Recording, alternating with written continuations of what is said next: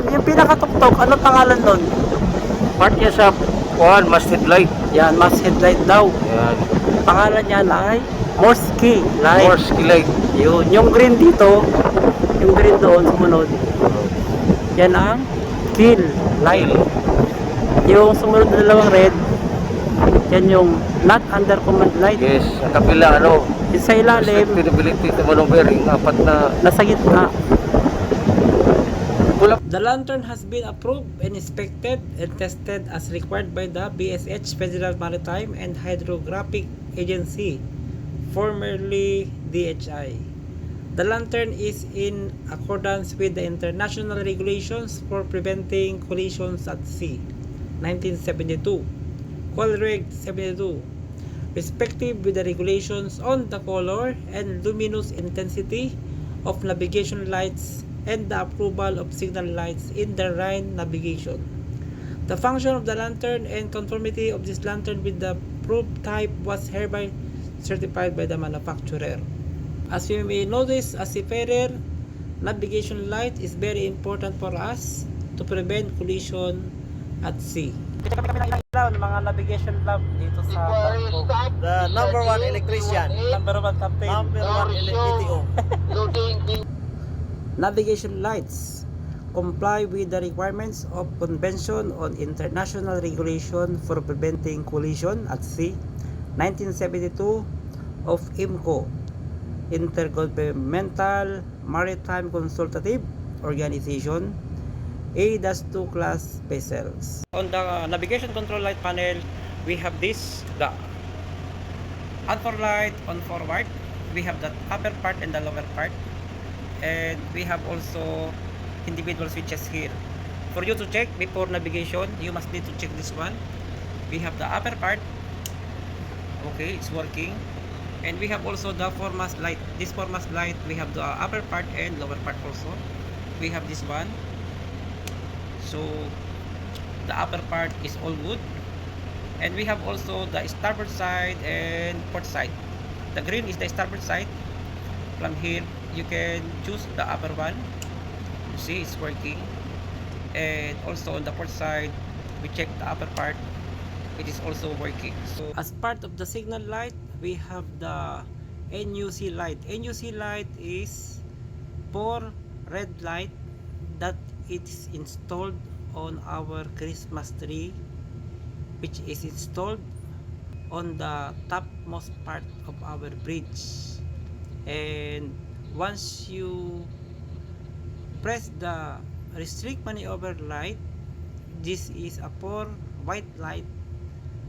The light for NUC, the light for the anchor light, stern light, navigation light, the side lights, and anchor light on forward is start flashing. This means that the vessel is in restrict maneuvering command. So as you will find in our lamp indicator for the signal light and navigation light, once we switch off the restrict maneuvering light, the flickering of all navigation light is avoided. So you may take note that once the flight is flickering like this, there is a restrict maneuvering command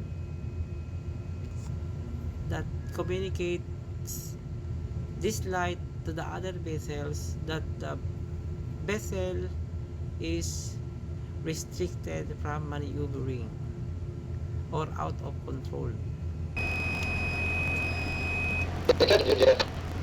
As part of the signal light, we have the NUC light. NUC light is for red light that is installed on our Christmas tree, which is installed. As part of the signal light, we have the NUC light. NUC light is for red light that is installed on our Christmas tree, which is installed on the topmost part of our bridge. And once you press the restrict maneuver light, this is a 4 white light, the light for NUC, the light for the anchor light, stern light, navigation light, the side lights, and anchor light on forward is start flashing. This means that the vessel is in restrict maneuvering command. So as you will find in our lamp indicator for the signal light and navigation light, once we switch off the restrict maneuvering light, the flickering of all navigation light is avoided. So you may take note that once the flight is flickering like this, there is a restrict maneuvering command that communicates this light to the other vessels that the vessel is restricted from maneuvering or out of control. Anchor light,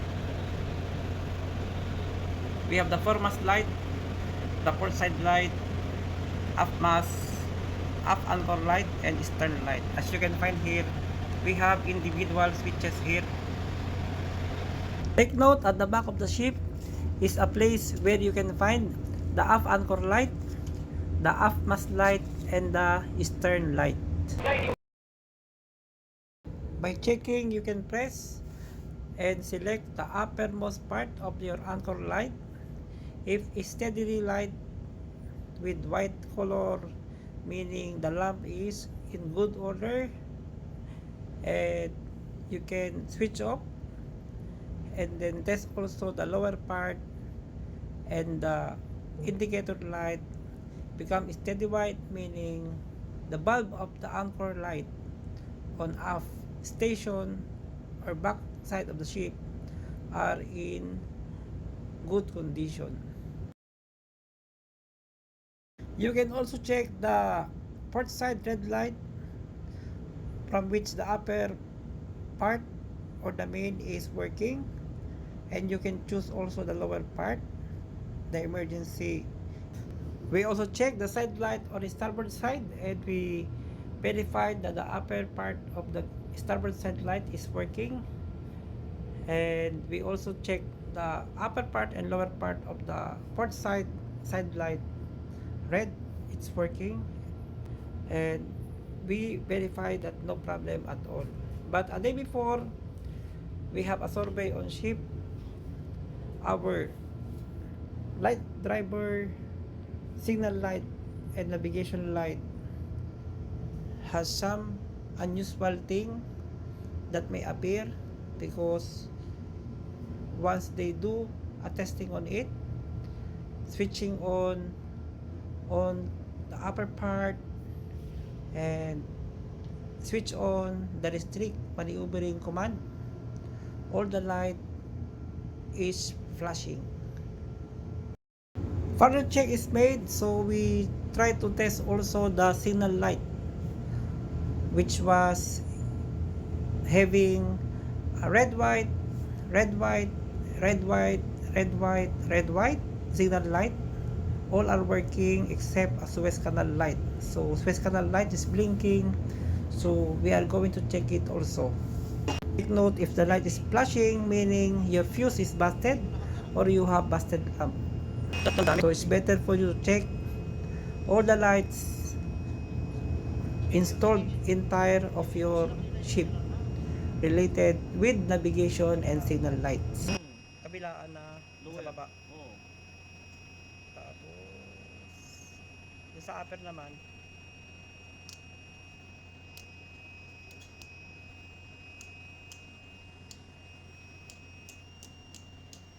our anchor light. forward, and we have also the up mask light forward. So I remove the fuses 1, 2, 3 and 4, and this fuses is connected on this connection 3, 4, 5, 6. For you to check, you must need to use a digital multimeter. You must switch on this one and then measure the resistance if the bulb is broken or not. From here you will find, see, I have 62.8 ohms. See, as I will check also the forward mask lamp, I have also the resistance. Yun, 5 and 6, mayroon akong resistance. So the bulb is okay. Forward mask and up, and forward anchor up, I have 62 ohms, verified okay. If I put on the continuity here, I have the connection on terminal number 4 here for anchor light. I will put here on terminal 4. We can measure 62 ohms. Ayun. If I put on the other views here, we can have a continuity. Okay, it's okay. And terminal 3, I have 67, and terminal 3 on other views, I have also the continuity. You see, on terminal 5 and 6, I choose the 6 terminal here, and I'm going to put on the fuse plug. Okay, here, okay. As you're going to measure the voltage of my upper port part, this is switch on. I have 230 volts. That is for my upper part port side light. I'm going to remove the fuse here so we can compare the resistance of 3, 4 for the up forward anchor light, 5, 6 for the up forward mask light with the upward side light. As you can see, I have here 230 volts because it is energized. Forward anchor light, for mask light upper part blinking, meaning it is busted. I have here 74 or 70.7. The bulb is okay, and in here I have 61.5. So confirm that the bulb is okay. So to check further, I will be going up so we can further check the situation of the bulb here. Up forward mask light and up starboard light. So I check all the fuses are all okay, so I proceed on forward so I can check forward anchor light and forward mask light. The anchor light looks okay, so we are about to depart now, but I'm going to check this one. The valve is still okay, no broken. The inner part here also looks good, no any trace of problem. This is the anchor light. Also this is the navigation lamp, no trace of cracks, all okay. So we can check this one, why we have some flashing on the panel. So this is our location now at Bigo Spain. So that is navigation lamp here, okay. Nice. I will be going down to check the continuity. So this is the ship. Oh shit, very hard to go here. I just connect. Some rust here. See, there is some corrosion on the bulb. So verified anchor light, we have 62.4 ohms. It's okay, no problem. Light bulb, so you can see, we can measure how much is the resistance is. So up there we can seaside 1 meter above the water. see, I have 70.69.2 ohms, so meaning the bulb is okay. The bulb is okay, no problem on the bulb.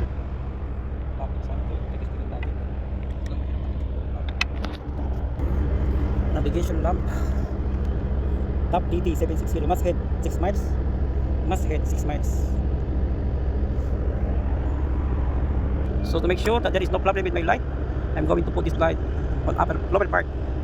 I need to remove this clip. So once you remove this clip, you can remove this lamp.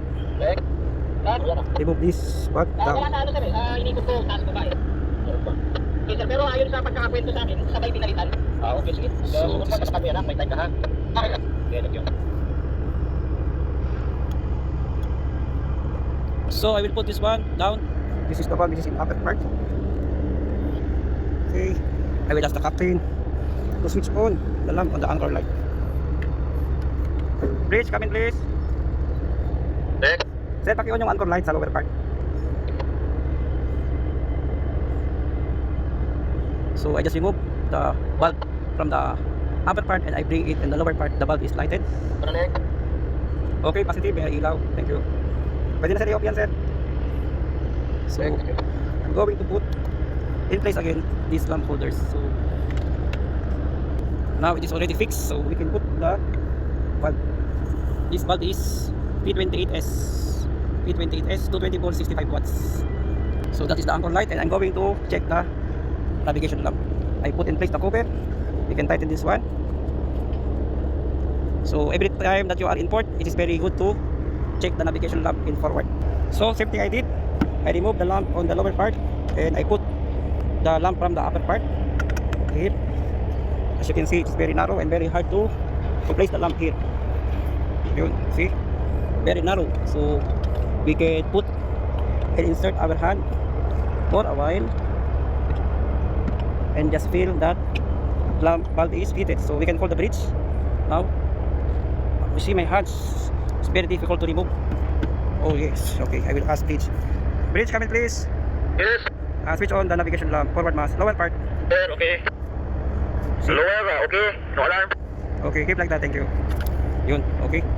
Ito, gumagana no. Ito naman ang problema natin. Okay naman yung kanyang valve. Bali nilipat ko from upper part, nilagay ko dun sa lower part. So, checkin natin yung driver. Bakit ganun? Yung navigation lamp driver natin. Ito nga pala yung galing sa lower Check, part. check. Yun. Check. Yun. Yung left light CD na receive. Yun. Once you are in port, make a grab CD na, CD. an opportunity to check the navigation lamp here in forward, because when you are at navigation and you are not in port, you will encounter a wind, sea waves that will affect and put your life at risk. So better to check all the navigation lamp. By the way, this navigation lamp is mass, forward mass navigation lamp. Okay, on the atop mass port part is the anchor light, and we have also here one. This is, you see here, I have here Swiss steering light. This is steering light here at the center. You see, they put it on the center. Steering light SL500. Yun. So very good job that we have here.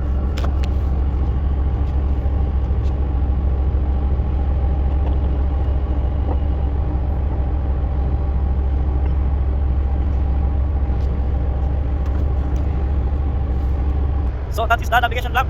At forward, we have the anchor light, the forward mass, and the Suez Canal light. So that is the navigation lamp that we have here on forward. On topmost part is the anchor light, upper and lower. Here we have also the forward mass, upper and lower. And here we have the steering light on the center. So this is our plane, and we are now at container vessel. Okay na, no? Yan ang navigation lamp natin sa forward. Have a sip. So again, I just proceed on the bridge and check the foremast light. On the lower part, it's working, and also on the upper part, it is also working. And to double check, we measure the voltages, and we have 227 volts on up port. Side light, we check also the red, and on the starboard, the side light green light is also have 227 volts. All the lights on the forward and side light are all working, and I seen here the upper part of my port side is busted, so I'm going to check it further, and I'm going to, this is our port side light. we are going to remove the chain here. Bahan natin siya. Port side red light navigation lamp replacement, guys. Matigas, no?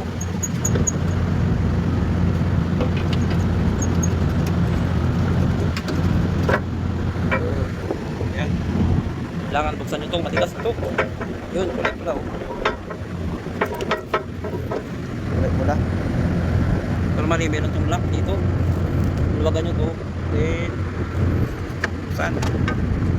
Tapos kunin nyo yung valve na nakunti. Yung dito eh.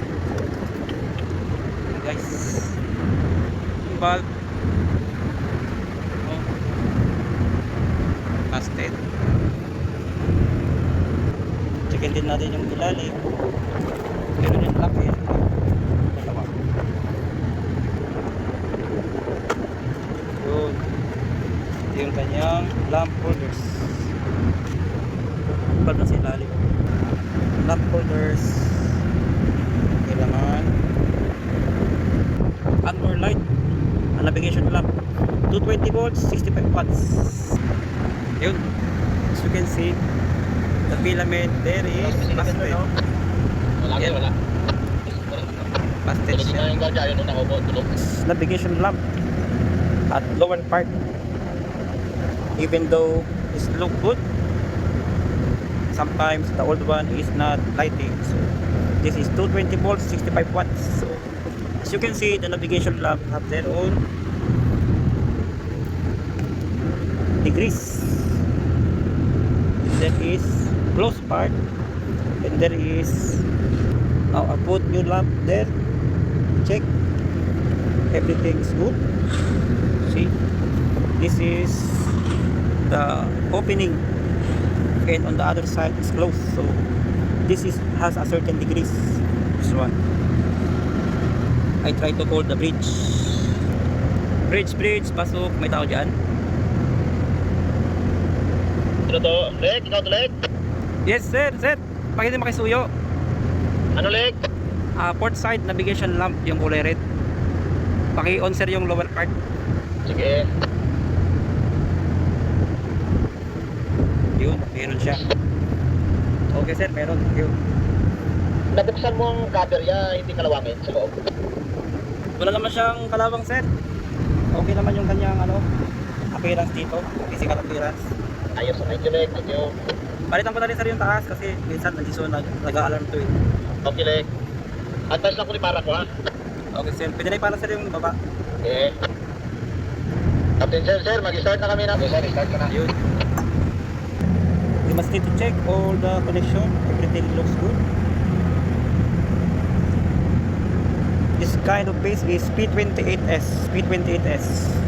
Yun, kapitan ko yun, no? Number 1 captain. Yun.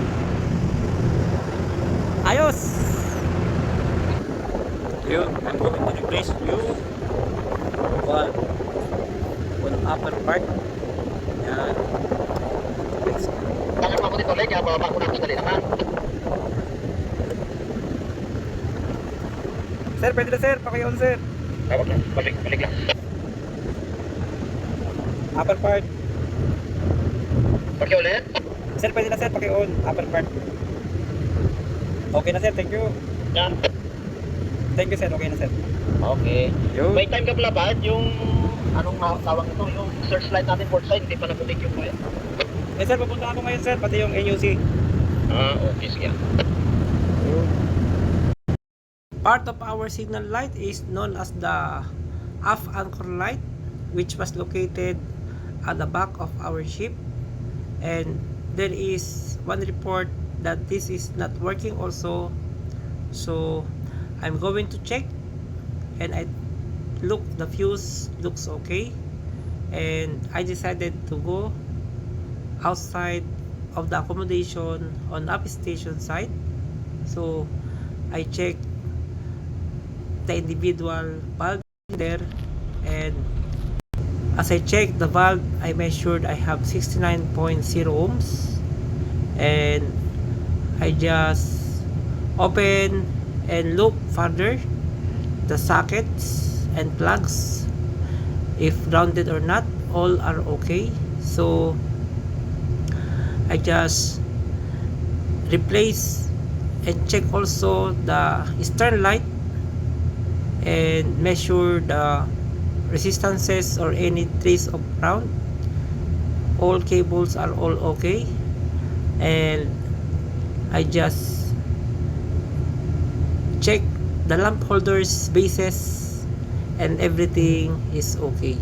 So I proceed on the bridge and look and ask the duty officers to switch on the light, and we verified that the anchor light and stern light are all okay now, and it is also working.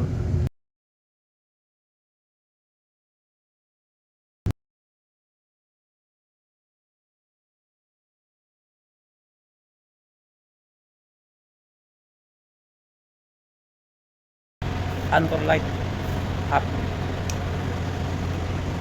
Okay.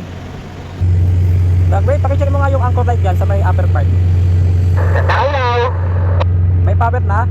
Nakailaw! Ayun, nakikita kita rito.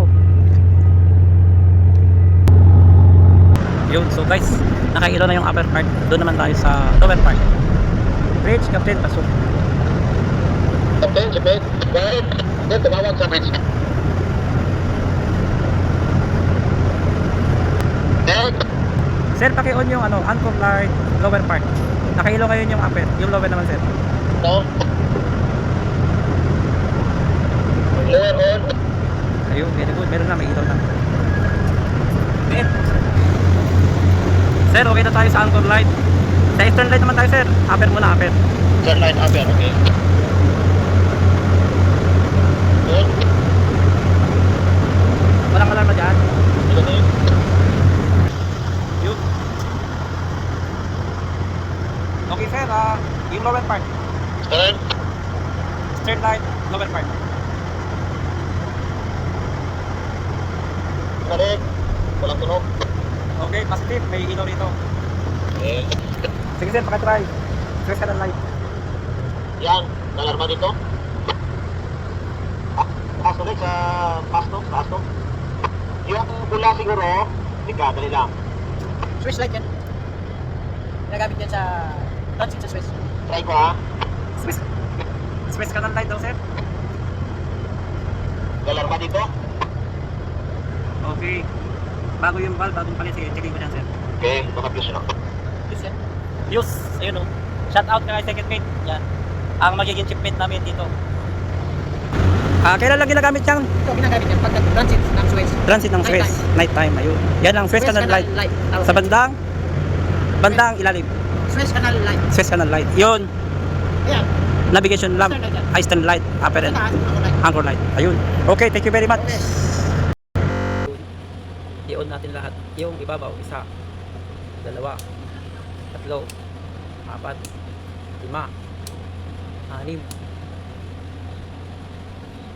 pito, walo, siyam, sampu, isa, dalawa. Tapos ito. Ayun. Meron siyang Suez Canal light. Hold. Checkin natin ito lahat. 1, 2, 3, 4, 5, 6, 7, 8, 9, 10, 11, 12, 13, 14, 15. Ayun. Suez Canal Eastern light. Ito yung meron kundi. Kasama ko na rin to.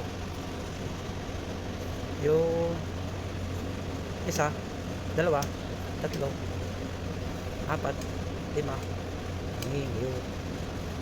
Checkin natin yan mga guys. Ayun. Dito. Bridge, half mast, and as you can see, we have plenty of navigation light and signal lights. From there, on the topmost part is known as this one. That is the Morse key signal light. As you can see, this is all around white color, and on the port side we have the green color. This is known as the green color light is known as the kill signal light. And you will find aside from kill signal light, we have two red on the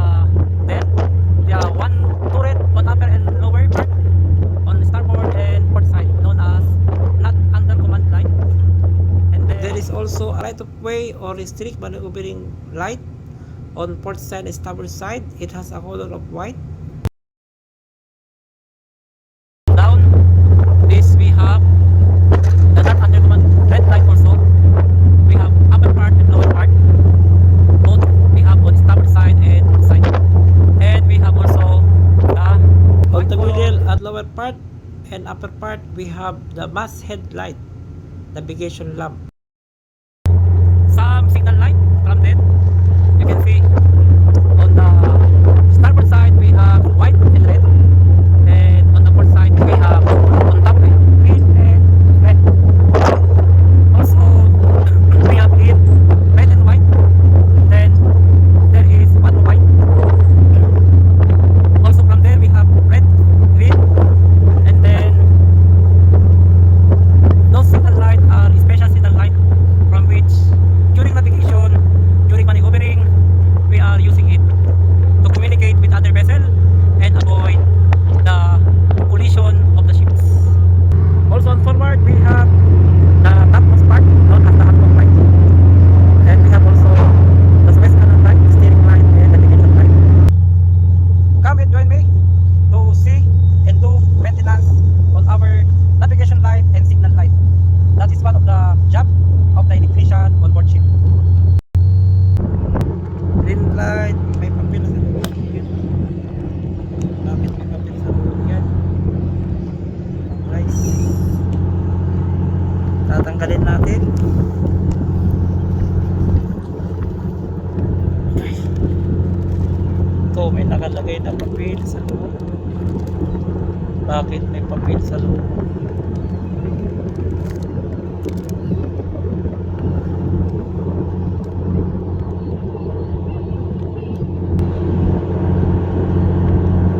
Yun, oh. May papel sa loob. Bakit? Ito. Nasa loob siya, guys.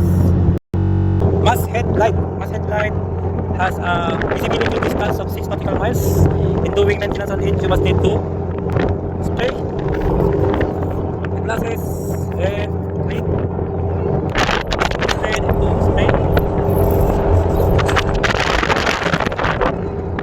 Just one clean rocks, so you can increase the visibility of the light. See?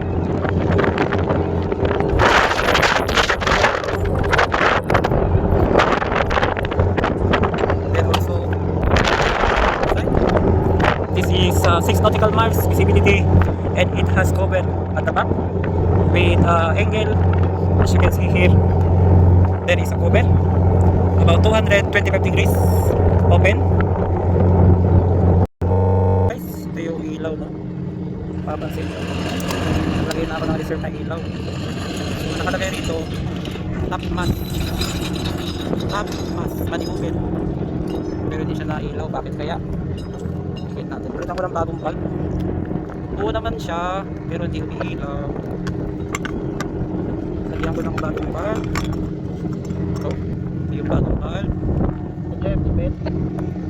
Lalagay natin. Ano sir? Ito. May comment sila sa ilaw sa live boy at sa captain live motor sa BMS natin, hindi daw klaro.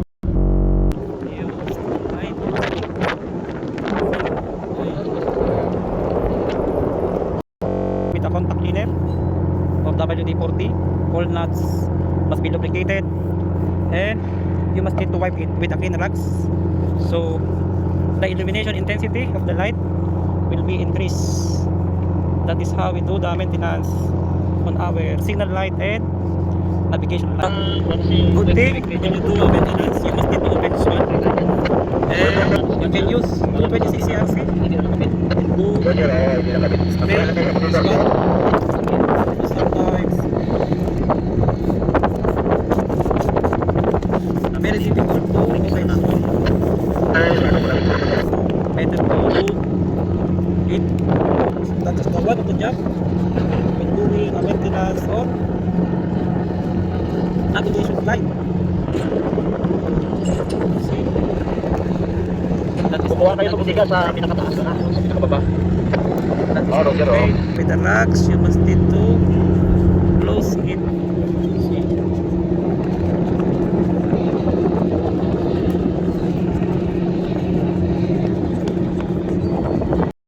Right. This red is the NUC light. We have upper and lower part. So we are going to test it. I'm going to call the bridge. Bridge, pasok. Red light. Check. Sir, itong kulay pula na ilaw. NUC light, upper and lower. Port side. Okay. Upper. Okay sir, working. Lower side. Alarma. Nakailaw sir yung upper. Lower. Yun. Working sir, working. So, dalawa yung inyusin natin. Bali, apat to sir, apat na ilaw. Dalawa sa upper portion, starboard port side, tapos dalawa ulit doon sa baba. Roger, o sige. Ang upper part niya mula sa pabor, okay na. Yes sir, dito naman tayo sa starboard sir. Ito. Patayin ko na. Okay. Ilaw.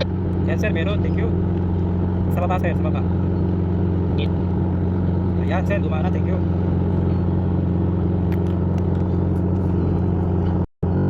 Hit. Fan light off. Fishing box.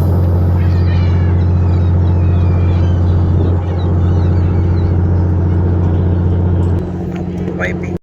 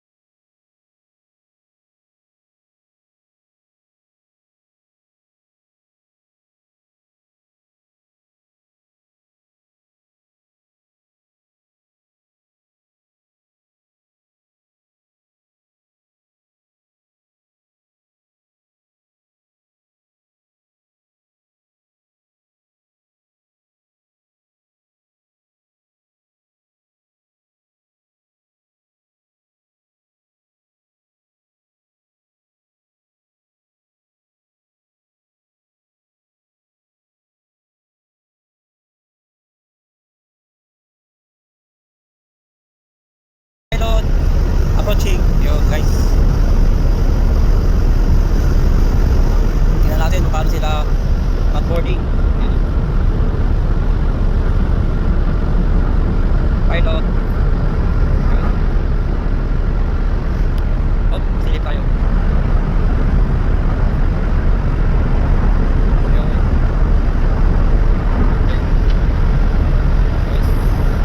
Akit yung sa barko namin.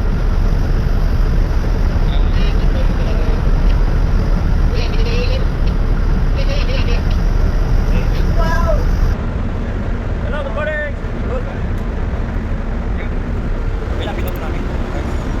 Okay na. Yan ang piloto. Bye-bye, Bigos Mate. Sana may natutunan kayo sa aking vlog.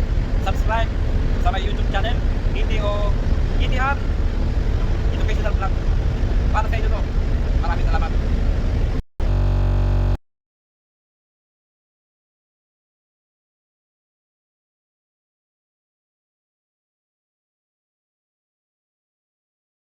And this is known as maneuvering light 5 miles. You see? I'm going to call the bridge switch on this one. We will check. Sir, pakilong tayo mabaw. Maneuvering light 5 miles. Maneuvering light. Bukas lang. Tapos sa part ng isang din bakit. Yan. Negative sir. Yan ang lower. Sir, pinakatukod sila sir. Good.